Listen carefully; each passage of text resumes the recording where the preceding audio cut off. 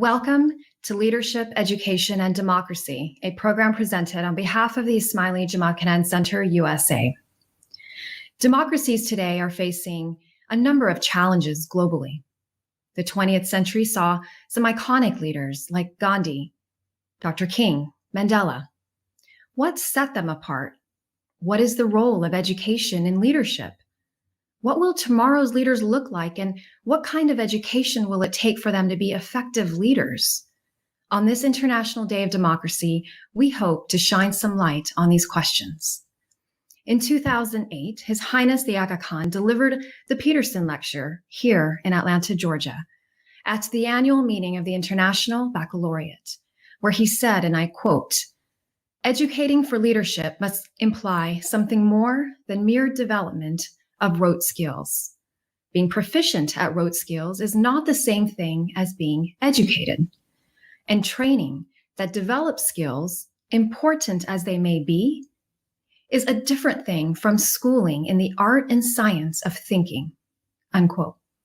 He went on to say that in a world of rapid change, an agile and adaptable mind, a pragmatic and cooperative temperament, a strong ethical orientation, these are increasingly the keys to effective leadership.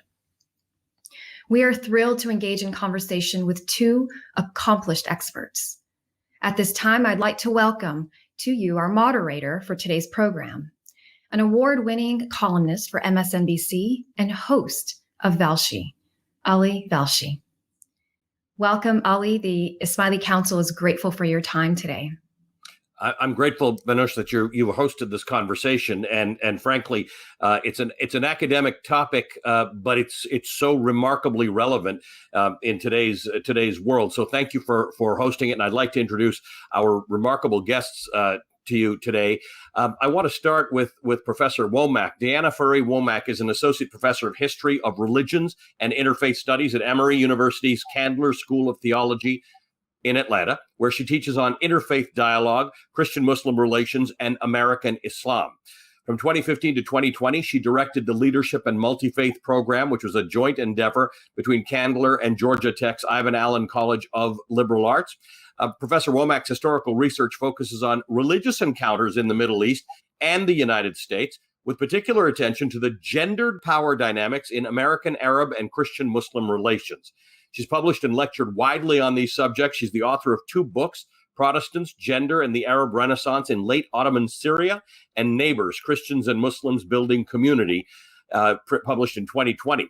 Her current book project examines the themes of gender and race in American Protestant discourses about Islam, and she's the recipient of a sabbatical grant for researchers from the Louisville Institute to support that research.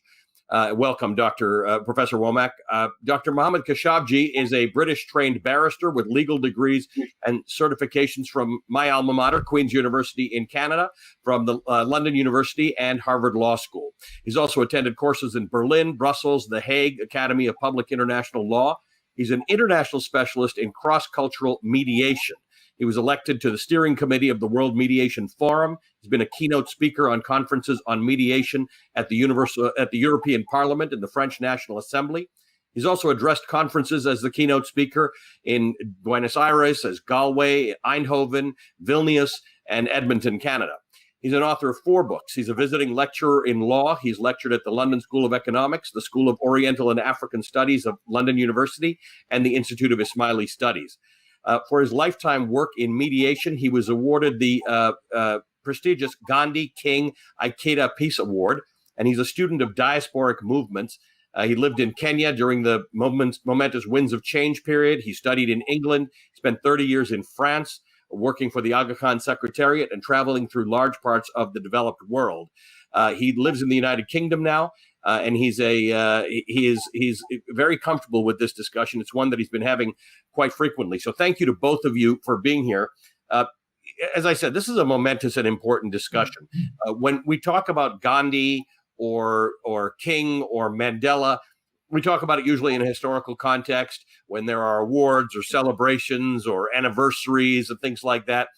That's not the case today. Today, we are looking at the movements that they were all part of, the ways in which they brought about change.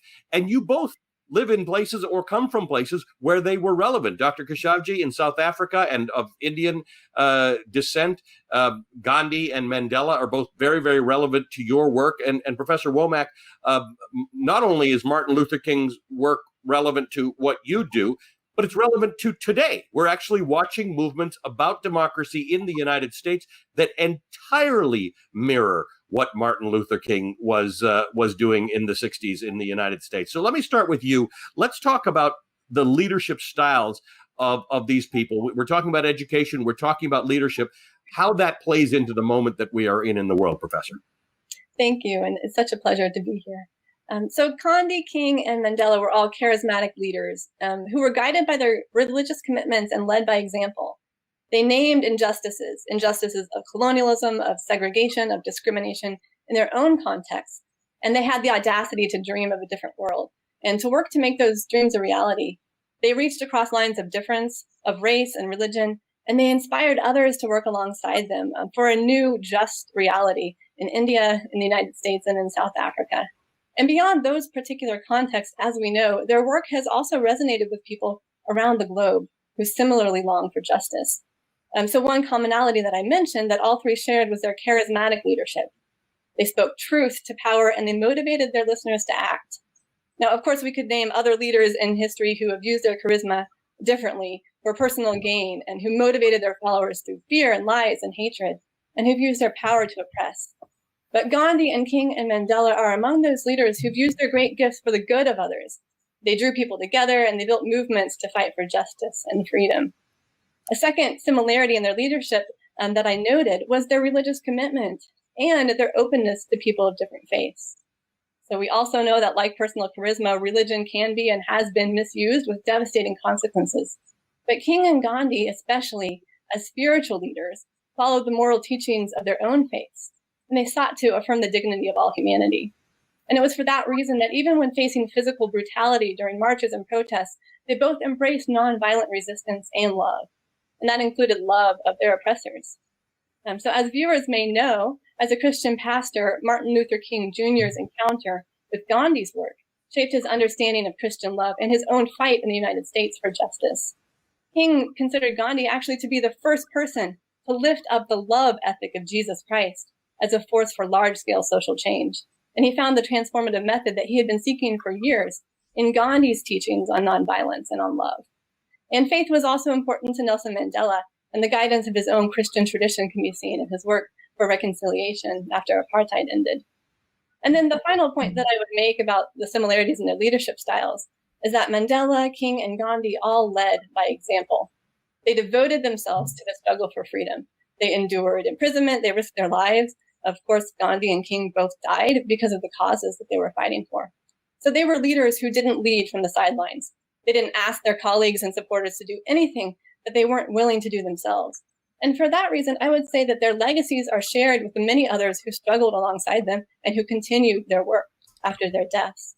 And with that in mind, I think it would be important to mention those who worked alongside them. These iconic leaders and shared their legacies included their wives, Kasturba Gandhi, Coretta Scott King, Wendy Mandela, and Graça Machel. These women were activists and even icons in their own right. And I think we should also recognize their contributions to these legacies. Yeah, that sort of work, imprisonment, and things that go on don't go on without your families being with you on this. I was so interested when you talked about charismatic leadership, and I thought, yeah, that's right. And then you mentioned that, by the way, the bad ones also have charismatic leadership. So that was an interesting point. I don't know how much love of other there is going on these days. So I think that's a remarkable point, that being informed by faith caused them all to have to do that, because I think today we are so polarized and that I don't know that we register all of that stuff.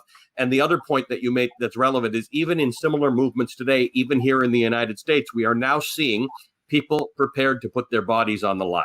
We are seeing, again, people prepared to be arrested in the cause what they believe. We are seeing nonviolent action come into vogue again in the way that it has not been since some of these movements. So thank you for that. Dr. Khashoggi, you spoke at Martin Luther King's, the 45th anniversary of his passing in Atlanta some years ago. And this is all very relevant to your thinking, including a book that you wrote on your family, our family's history. We're related. In South Africa, it has informed your life's work and your thinking, the influence of these leaders. Yes, Ali. I mean, these, as Professor Womack said, these are moral icons, great giants. And to me, they're not only individuals of academic interest, but I've, as you know, that having lived in South Africa, they've been very much part of my upbringing and growth. I think in the case of Gandhi, what I find fascinating about his leadership style is that Gandhi lived by the very principles that are attributed in sayings to him. He may not have said what people said he said, but obviously whatever is attributed to him sticks because he lived his life that way. And the two that stick into my mind is be the change you wish to see done in the world. Gandhi actually lived the principles he wanted to see take place. The second point in his life and leadership style that appeals so much to me is the aphorism that there is enough in the world for our need, but not enough for our greed. And I think that as early as the first decade of the 20th century, Gandhi actually lived these principles in life. When he gave up his three-piece suit, having been a barrister from the British Inns of Court in as early as 1906, he was explaining to his wife Kasturba why they did not need all this money. And he gave all this up. Or, I mean, all the gifts that were given to him, he gave up at that time for the greater cause. So I think that these were principles of Gandhi's life that were very real and lived at the time. I was reading an article today about cosmopolitan ethics. The Aga Khan mentions them, Joe Kwame, Anthony Appiah speaks about it as well. But the school to which your grandfather went in 1912, the Tolstoy Farm School, was a school that Gandhi ran with a Jewish architect, teaching children from Christian, Parsi, Hindu, Muslim, Shia, Sunni backgrounds. And here was a Hindu lawyer teaching moral principles to students from different communities in 1910. I mean, that's quite earlier on in the game. As for Mandela, the two most abiding leadership qualities that just are so palpable, one is the notion of forgiveness and compassion. Mandela didn't use it as a medal; he lived it. And the second one is inclusivity. I mean, if you look in South Africa today, though South Africa has difficulties, some very severe difficulties, but if you look at anybody singing the national anthem, Mandela has made the flag, the anthem, and sports part of the fabric of the country, where people feel that the colors on the flag represents their past histories. They don't represent a rejection of the past.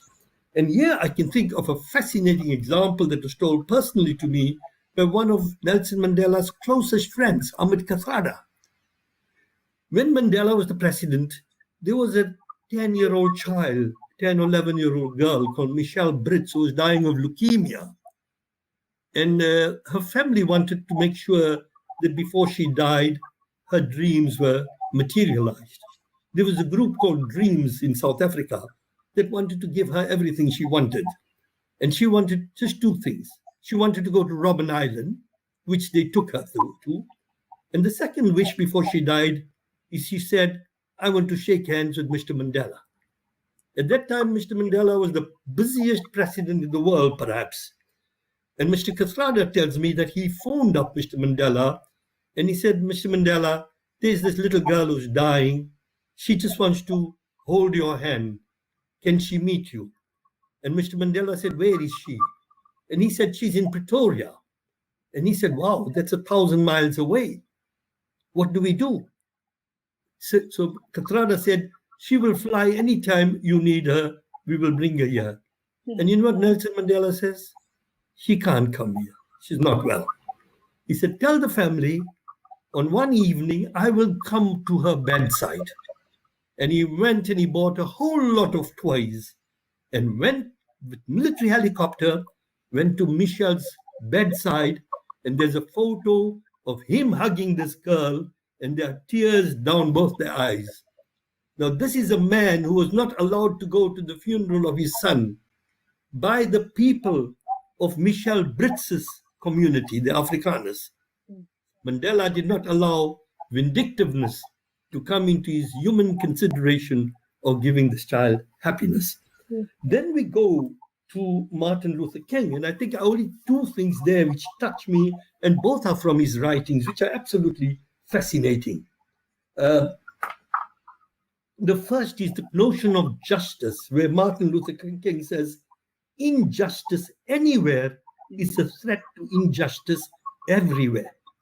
We are caught in an inescapable network of mutuality, tied to a simple garment of destiny. Whatever affects one directly affects all indirectly. Ironically, it took a pathogen to remind us of the reality of what Martin Luther King was trying to tell us 60 years ago. And yet, I don't think the reality is dawned on humanity at this moment.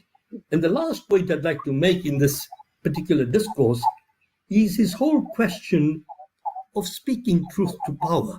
Martin Luther King says, the ultimate measure of a man is not where he stands in moments of comfort and convenience, but where he stands at times of challenge and controversy. And I think, Ali, as a journalist who talks truth to power, I don't think anybody can deny that you were right in the middle of those the turbulence in Minnesota. I think these were people who can speak to the time at present. These are issues right at our doorstep. These are not historical issues. These are real issues. You're absolutely right about that. These are not historical issues. I didn't expect to, by the way, be part of this whole issue in the last year in the United States. It was a peaceful march that I was reporting on in Minneapolis over a year and a half ago, and I suddenly got hit by a police rubber bullet, and all of a sudden you realize what people who deliberately put themselves in the line of these things face. Which brings me to my next question. I think you both made the point. This is not just historical. We are living in what is a remarkably fragmented world, surprising, given everything we went through in the 20th century, given the First World War, given the Second World War, given the Civil Rights Movement, given the independence movements around the world, from India through to Africa. Given all of that, I am surprised that we are where we are. I am surprised that here in the United States, where I live, and in parts of Europe, and certainly in parts of Eastern Europe, we are still discussing, we are debating, we are fighting about actual democracy. So when we talk about these three giants of history who definitely left their mark on the 20th century, and who are, I think, in heaven, we're probably hoping to rest a little bit, they're not looking down and saying, well, what did you guys do? How did you mess this up? We had this all going in the right direction. So what would they say, in your opinion?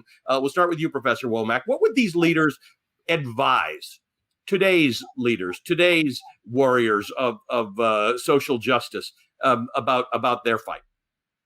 That's really a great question. It's too bad that they're not here to guide us, but they've left us with so many writings and speeches and the guidance that I think we could take seriously. But the first thing that comes to mind is that Gandhi, King, and Mandela would encourage us to keep hope alive.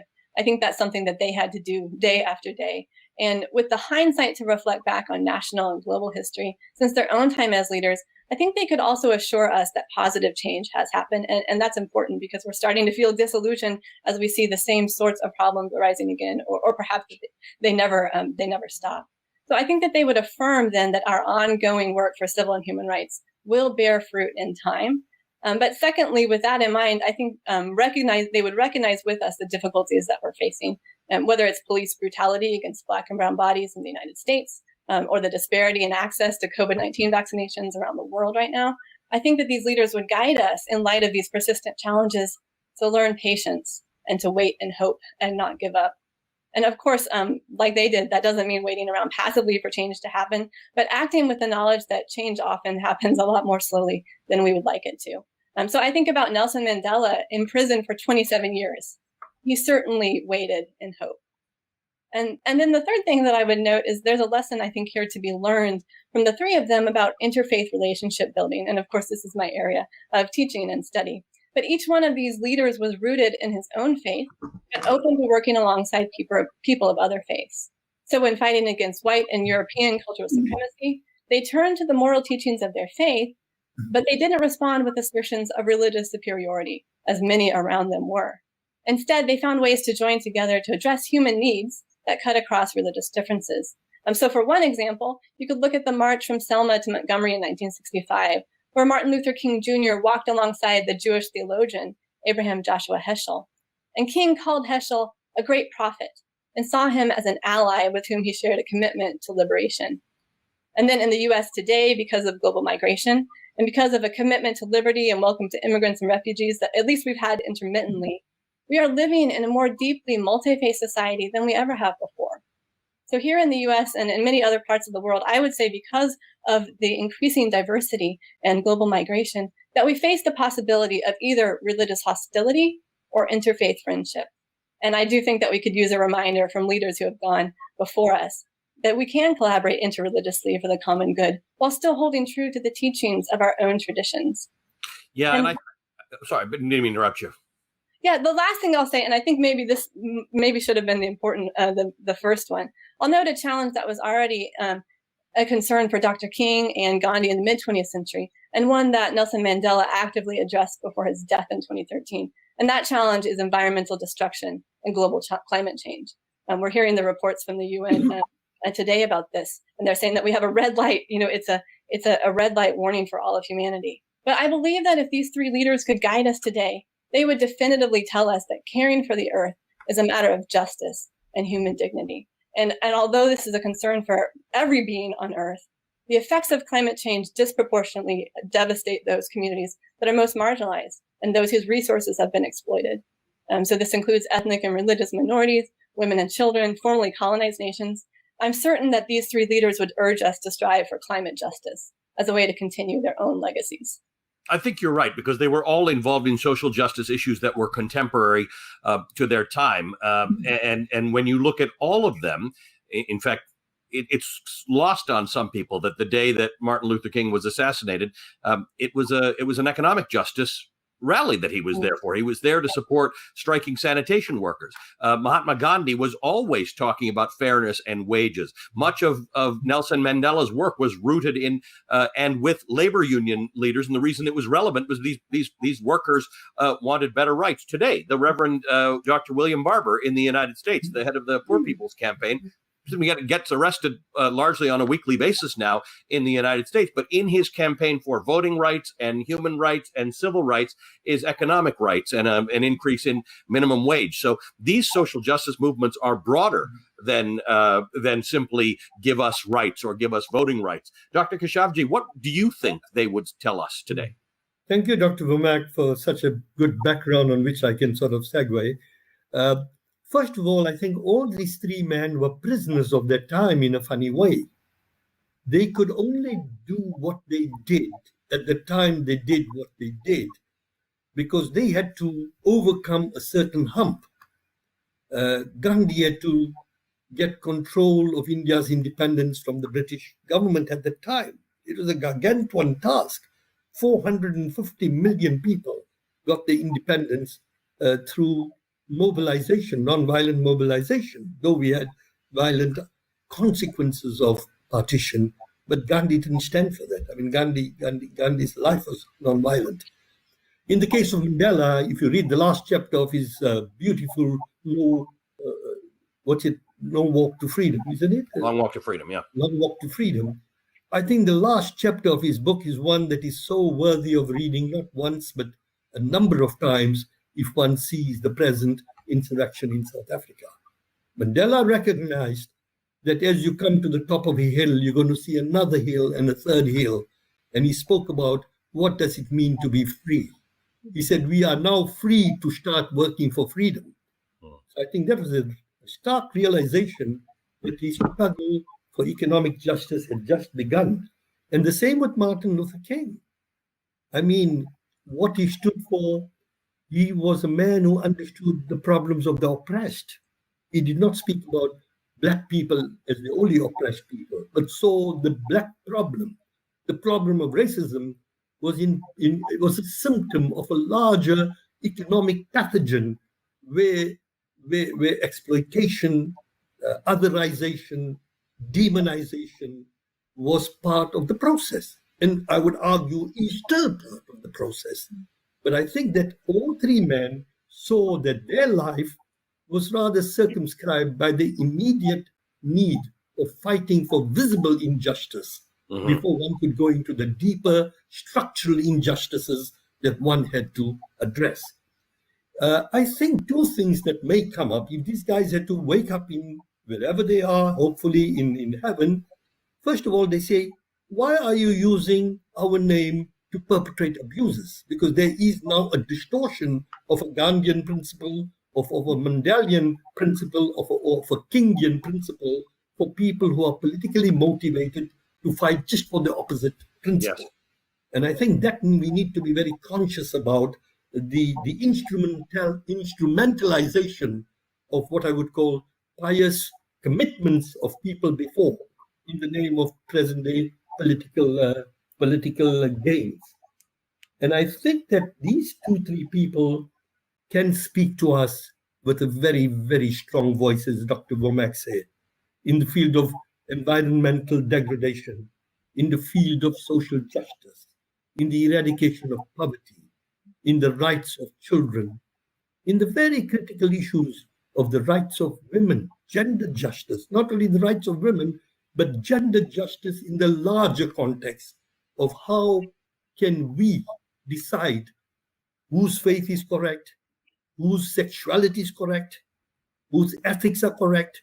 I think it's a sense of utter hubris and immodesty for human beings to sit in judgment of another human being and to otherize and demonize them without going into the deeper understanding of the human predicament. And I think these moral giants can speak to us from the grave. They do not need to come out and tell us what to do. We need to go and consult them and say, look, this is what you stood for. This is what we think brought us where we are. Are we still going on the right path? I think that's where I would mention their work. Well, both of you have done a great deal of work in making what they do relevant to today. One of the things in the United States, there are arguments about whether this is the most perfect democracy in the world or this is so brutally flawed. And I think when you think about the founding fathers' terminology about making a more perfect union, it's like Mandela. We are free to seek freedom. We are not a perfect union. We haven't figured this out. We may not figure this out, but we should always strive to be making it a better union. Dr. Womack, you have spent a significant amount of time studying and writing on Muslim-Christian relations in the United States and abroad. You've authored a number of articles on the lives of Christians under Muslim rule, as well as you just mentioned in your last answer, interfaith and interreligious matters. I'm going to ask you again, because everything that the two of you are talking about and have written about over the years is weirdly relevant today. So how do you connect the studying you've done on interfaith work to where we are today? Thank you. I love the statement, being free to seek freedom. So to connect these questions about democracy to my work, I'd say in a democracy, all citizens can freely participate in social activities, political processes, and that, of course, includes people of different faiths. But I'd say also for a democratic system to truly work, we need something more than simply equal rights enshrined by law. So that's the beginning. You have the democracy, you have the freedom. Now you have to get to work. And that work is to begin developing respect and appreciation of religious and cultural and other differences at the local level. And Dr. Khashoggi earlier mentioned a variety of identities that are oppressed and marginalized. And so it's the appreciation and the respect and the engagement with people who are different. Now, in my own research on Christian-Muslim relations, it's focused on Ottoman Syria, which is present-day Syria and Lebanon. And I found that local Christians and Muslims there lived alongside one another in the same community as colleagues and as equals under Ottoman Islamic rule in the Middle East, even as the imperial government itself in the 19th century was oscillating back and forth between authoritarianism and constitutional monarchy. So you don't have to have a perfectly free political system for this kind of personal on-the-ground relationship building to happen. Now, in the United States, where we have set ourselves up as an exemplary democracy, I've also found that our history has involved the perpetual struggle to ensure voting and other rights, that these aren't exclusively given to people of a particular gender or skin color or religion.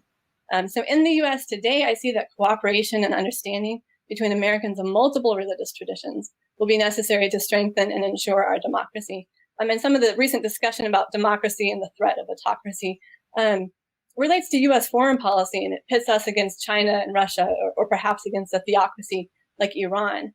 But for the US internally, the challenge has always been to ensure that the principles of democracy are upheld, so everyone has a voice and everyone can prosper. And I'm from the state of Georgia, so we know that recent laws here and in other states have made it more difficult for everyone to vote. And these, I think, are a demonstration of partisan power on the way to gaining more partisan power, and the sort of actions that threaten democracy. The fact, so from an interfaith perspective, the fact that Christian nationalist groups support voter suppression is a particular concern for the interfaith movement in the US. And I would also say to many Christians, for that matter, who don't follow that kind of skewed ideology. Because Christian nationalist ideology threatens the freedom of religion. That's been the cornerstone of American democracy. These groups want an American autocracy, perhaps, or they hope for a theocracy that informs their own ideology. And we know, because of history, that whenever power remains in the hands of a few, that power comes at the expense of almost everyone else. So I think it's beyond interfaith relations. That's a piece of it. But it is really something that on every level we need to be concerned about. Thank you for that. It is remarkably relevant. Dr. Khashoggi, this is a remarkable speech. In 2004 at the Leadership and Diversity Conference, His Highness the Aga Khan said, and I'm quoting, "The existence of political parties and elections do not alone produce stable governments or competent leadership." He went on to state, three concepts seem to be essential in creating, stabilizing, and strengthening democracy around the world. These concepts are meritocracy, pluralism, and civil society. That speech could have been made last week. It's remarkable because we are finding in places, like I said, here in the United States and other very well-established democracies, that the things we thought that guarantee stability are not the things that guarantee stability. So what are your perspectives on these concepts of meritocracy, pluralism, and civil society as they apply today?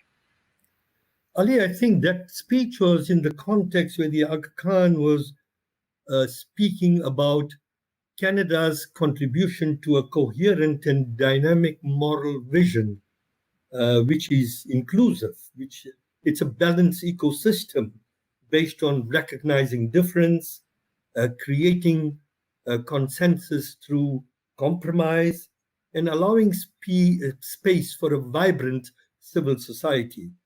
You know, when I read that speech earlier, Ali, I was thinking of these three themes or the three drivers that the Aga Khan mentioned.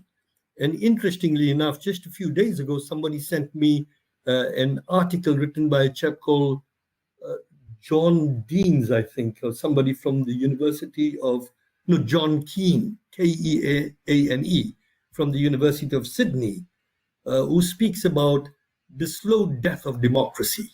Globally, democracy is going through a slow death. He calls it democide. And I think if you really try to see what are the causes of failed democracies, I think the notion of governance lies at the heart of the big problem. You know, governance, how can you ensure governance with sustainable growth where people find that they have a stake in what is happening? And sadly, we are beginning to see a tremendous attrition in the credibility of democracy. I mean, India at one time was hailed as a major global democracy. I remember many years ago, Ali, you may have been very young at that time, but when I qualified as a lawyer in Canada, I came to Toronto and heard a lecture by a brilliant constitutional lawyer called Nani Palkhiwala, a brilliant man from India. And I remember Mr. Palkhiwala said, India's democracy showed to Mrs. Gandhi that those people who were selling their little cigarettes in the street, the pan and the biriwalas, they call them the biriwalas, they were able to tell Mrs. Gandhi that you may come from a very exalted family, but eventually you can't buy our dignity. We have the right. We can vote. and we will vote you out. That, sadly, that nature of democracy globally is beginning to wither. And even India as a democracy today in the democracy index of 2020, according to King, ranks lower than Hungary, Guatemala, and Sierra Leone. I mean, what does that tell us? What does it tell us that global, demographically powerful democracies, I mean, India is not a small country. We're talking about over 1 billion people. When you see democracy withering in situations like that, one needs to think back that what are the indices that make a democracy work. For the Aga Khan, he sees in his speech, he mentions 3 principles that he saw from his own experiences, where he talks of civil society, pluralism, and meritocracy. And I was trying to reflect on all 3 of those because as a lawyer, I'm always very conscious to know how do they work. I think in the case of civil society, a vibrant civil society can assure people, particularly in rural areas, of a reasonable prospect of humane treatment, access to opportunities, security, personal security, absence of discrimination, equity. Civil society alone cannot do it, but they do fight for those type of principles. Secondly, the notion of pluralism. The whole idea that today we're looking at countries in the world which are suffering from unfinished issues of decolonization. So we have tribes, we have ethnicities, we have religious groups, we have social groups, we have economic groups. And when they are able to rally around a common purpose, when different ethnicities, different groups, different people are able to rally around a certain purpose that is valuable, you find that that pluralistic approach, backed by a vibrant civil society, produces a great antidote to any democratic problems that the nation state alone cannot handle. And I think meritocracy is a very important factor because in that type of a situation, meritocracy is important, but meritocracy, as the Aga Khan himself emphasized, only takes place when equal opportunity is guaranteed to people. It's the equity for further development. You can't tell somebody be meritocratic if they have not got the opportunity to participate in this process. So the notion of meritocracy, pluralism, and civil society working in tandem, to me, gives you the domino effect. If they work together, there's synergy. And if one of them begins to break down, you could have difficulty. My perspectives on each of these drivers is that they are interconnected and they are non-severable. You can't say, well, we'll destroy civil society, but we'll have pluralism. Or we'll destroy pluralism, but we'll give meritocracy. I don't think they can work independently. They have to work mutually, and they reinforce each other. And I think as a great, great antidote to the death of democracy, these are the concepts that we can reinforce through practical ways of empowering people on the ground to become democratically literate and democratically engaged in the process of their own betterment and their own safety and their own well-being, so that they can become an extra prop to the whole nation system of upholding certain values. Thank you for that. Relevant in a lot of areas today where we've seen those nation states collapse, or we've seen meritocracies exist where there isn't pluralism or equality. You can't, meritocracy in an aristocracy doesn't work because it's not really meritocracy. It's not all fair. Dr. Womack, in your very important book, Neighbors, Christians and Muslims Building Community, you stress the need for deeper dialogue between faith communities. You cite in the book a deeper need for faith leaders to understand pluralism, because we live in these increasingly multi-faith societies. His Highness the Aga Khan, in that same 2004 speech to which I referred, raised the question, quote, what can be done to preempt the risk that the rejection of pluralism will become the spark that sets human conflict aflame?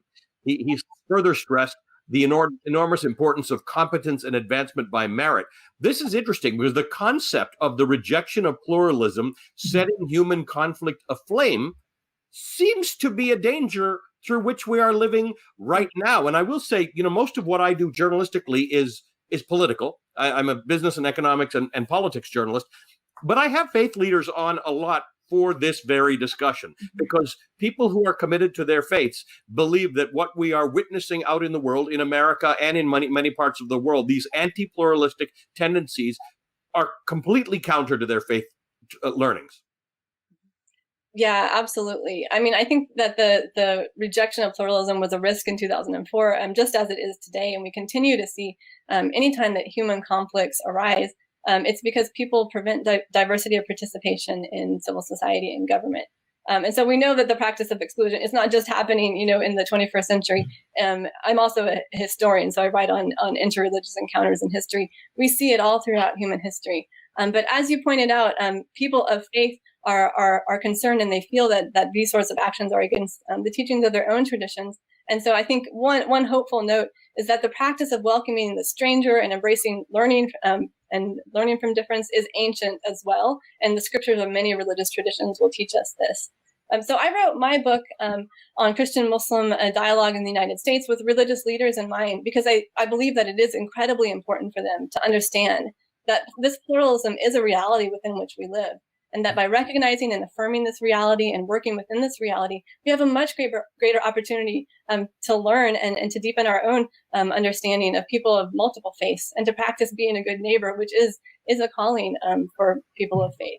And so I'd say this includes recognizing competence and merit of those that we meet, as His Highness recommended in the speech, rather than judging based on how alike or how different others are from us. And beyond those personal relationships, as you and Dr. Kajabji said, meritocracy and equal opportunity is needed at every level of society. But in the work that I do, I'm trying to help people to start that on the ground level with their neighbors, and there's a need for that at the national level too.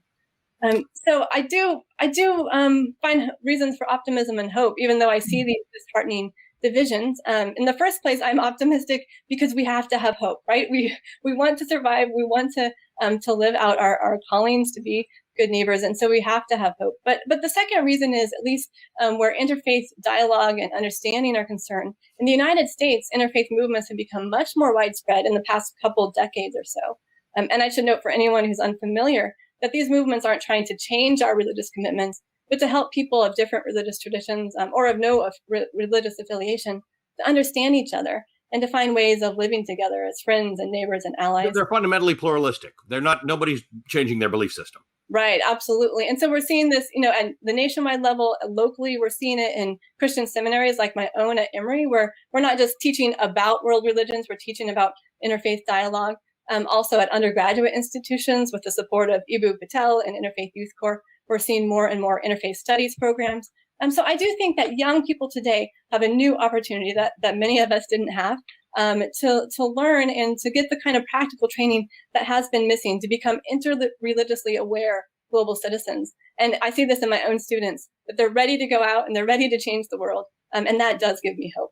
Well, I'm glad, because as students of history, you both find hope. I'm a journalist and I live in the now, and it's a little harder for me right now. So I'm heartened by the fact that you both see hope.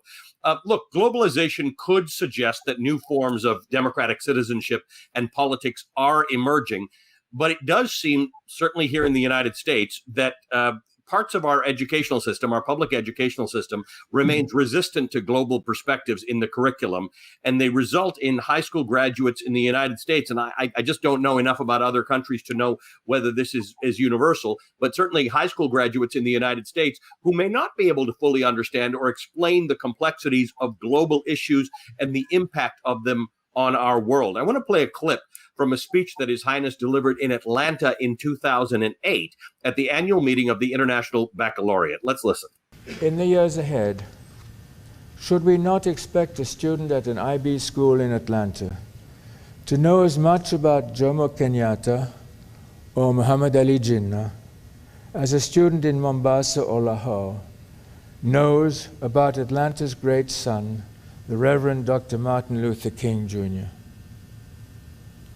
Should a Bangladeshi IB student reading the poems of Tagore at the Aga Khan Academy in Dhaka, not also encounter the works of other Nobel laureates in literature, such as the Turkish novelist Orhan Pamuk, or America's William Faulkner, or Toni Morrison?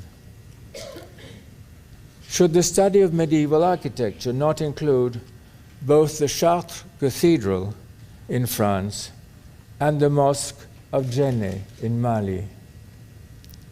And shouldn't IB science students not learn about Ibn al-Haytham, the Muslim scholar who developed modern optics, as well as his predecessors Euclid and Ptolemy, whose ideas he challenged? As we work together to bridge the gulf between East and West, between North and South, between developed and developing economies, between urban and rural settings, we will be redefining what it means to be well educated. So, Dr. Khashoggi, I want to start with you. You are, obviously, I've known you my entire life, and you are definitely someone who has experienced a global education and global perspectives. I've lost count. I think you've lived in 4 or 5 countries, but you've always respected that. You've always thought that's the way people should learn. We are grabbing on in the Western world to nativism and populism and you know, these movements that don't make you want to learn about other people, and they're taking hold in public policy. How do we counter that? You know, Ali, you're hitting on a point which is very interesting, and I think it was prognosticated years ago. Was it, who wrote The Global Paradox? Was it Naismith? The American book, The Global Paradox. Yeah. I think this is one of the things we saw happening, that as the world would move towards greater globalization, we would see people moving into a greater degree of nativization. And there would be a conflict between globalism and a tribal way of looking at things. The two, I think, are a process that go hand in hand.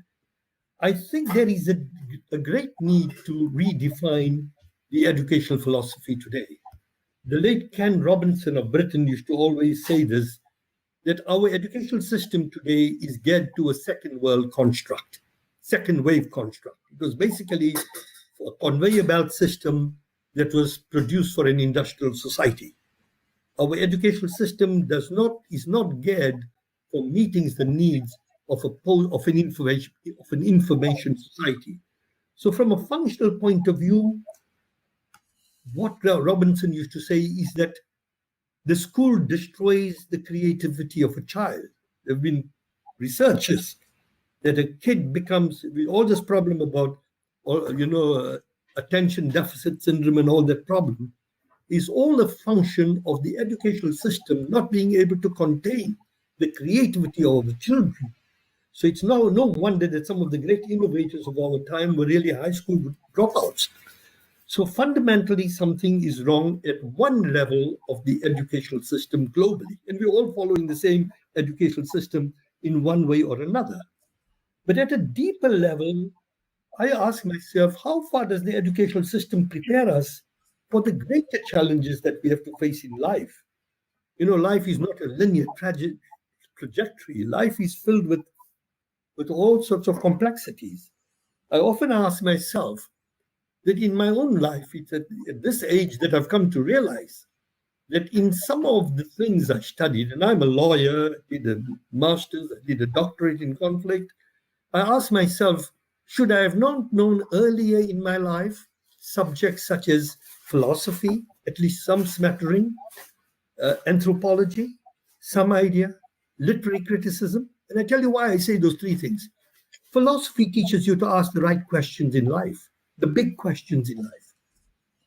Anthropology teaches you how people make meaning. Literary criticism teaches us how to understand texts, to go beyond rote learning. Now, where do we source this new idea of a global education? And what should a global education encompass with all the challenges that we are seeing today? We are already seeing great challenges with people being able to send their children to school to start off with. if we now had to, and this is not only in the third world, we are beginning now to see these challenges, which as a child I normally thought you associate with Nairobi or Bombay or Durban or Dar es Salaam or Sierra Leone or Jordan. These are the issues that are facing millions of kids in the Western world today. Is our education fit for purpose? Are we financing education to allow people to play a major role in society? Is our education going to even be valid with 47% of our jobs being taken over by artificial intelligence? These are all global issues. And in this globalization process, the Aga Khan has a vision. And I mean, I was a product of the school he created 70 years ago, 80 years ago in Nairobi, 60 years ago. I think the Aga Khan says, how do you square global education with respecting your own particularity? So his philosophy is that don't give up who you are. Who you are is important, but what you have become as a function of this global difference makes you responsible for something beyond yourself. But you don't have to give yourself up in order to embrace something bigger than yourself. Sadly, today people are not in a position to be able to square their global identity with their particular identity. This is an interesting point. It's a critical point. So you'll either have populism that will find scapegoats.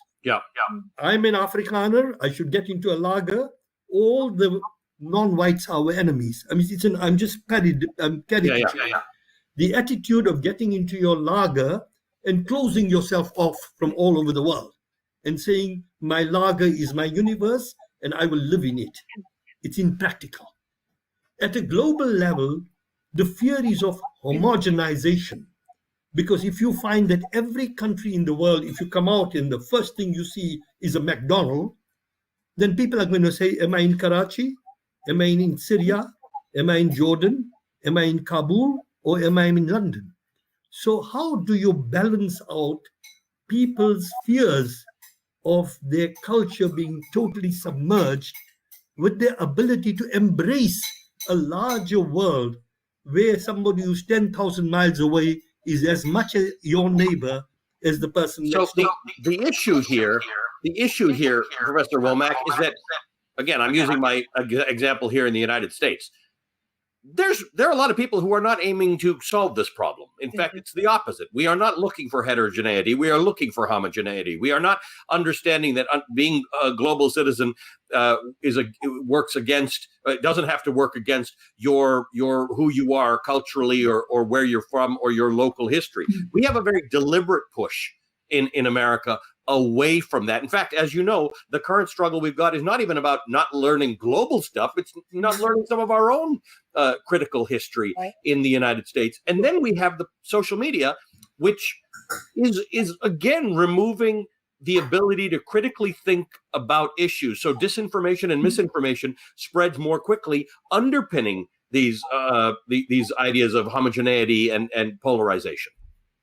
Yeah, I think you're absolutely right, especially about learning our own critical history, because if we revisited history, we would understand, that this nation itself is a nation mainly of migrants, refugees, and their descendants, as well as Native Americans. And it's not a push for Native American culture, right? It's a push for white Western European culture. I think that it's important to name that. But in my experience, I believe fully that a global education, a global orientation to education would be beneficial to students in the United States at all grade levels because of this, because we don't live in a bubble. This is, what we've been talking about today, that Americans are tied to people around the globe, always have been. And as Dr. Khashoggi said earlier, this pandemic, if nothing else, has proven that our lives are connected to billions of people that we've never met. With that said, I do believe that we have several different public school systems in the United States, and some of the public school curricula and programs have changed over the past decade or so since the speech. We have made progress. I've lived in places where Spanish is taught to kindergartners, and I think that's absolutely wonderful. And now living in Atlanta, it's a very ethnically and internationally diverse place. And so, it depends on where you live. International baccalaureate programs and high schools and middle schools have increased. So I think that we can see some progress while also recognizing that many American students do graduate without understanding the globalized world and their place in it. And I also think because religion is part of this globalized world, that efforts to promote awareness of diversity of religions here and around the world would also be very beneficial, especially in an educational context where the student body or wider community is relatively homogenous. And I think also, in addition to this, communities need to place higher value on courses in the humanities and extracurricular activities that would broaden students' worldviews, like Model UN, for example. That would encourage more students to take advantage of the opportunities that already exist. So I have seen many of our public schools do have courses like world history, world literature, language classes, art history. These sorts of classes, of course, new curricula could be added, but I don't think that American students are taking advantage of the opportunities that they do have, whether it's in courses or in extracurricular activities, to gain that global perspective. And I think it's partly a result of our wider culture.